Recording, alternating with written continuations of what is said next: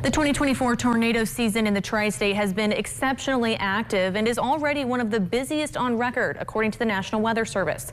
Meteorologists say the severity could be due to several reasons. Eyewitness News' Ann Powell has the story. A stormy season far from over. We always have some severe, but this year has just been on another level than what we were typically used to seeing.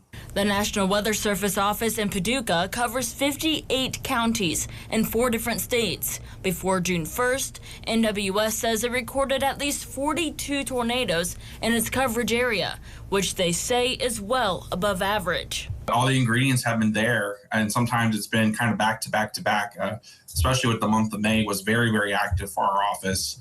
NWS lead meteorologist Derek Snyder says 2024 is already in the top 3 for the highest amount of tornadoes, behind 2011, which had 74 tornadoes, and 2013, which had 52. We'll get a nice fetch of warm air off the Gulf of Mexico. It's warm, it's humid, it's moist. And that really is a great fuel for thunderstorms. Snyder says this, combined with an active weather pattern and an abnormally warm spring, creates the perfect environment for all modes of severe weather, including tornadoes. On April 2nd, 12 tornadoes touched down in the tri-state. Then on May 8th, 4 more tornadoes hit the tri-state.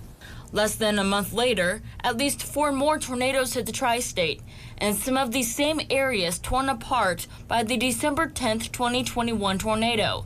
One of the hardest hit areas was Hopkins County, where the tornado killed 1 person and injured 21 others. Especially when people are still recovering from the first tornado in 2021, have damage again from this other, not quite as strong, but still very strong EF3 tornado just a few years later. So it's just, a lot of it's just very, very bad luck, unfortunately. And the whole region, there really isn't any part of our region that hasn't seen a strong to violent or a long track tornado at some point in its history. Snyder says tornadoes are not just in the spring and summer. He says they can happen anytime, year-round.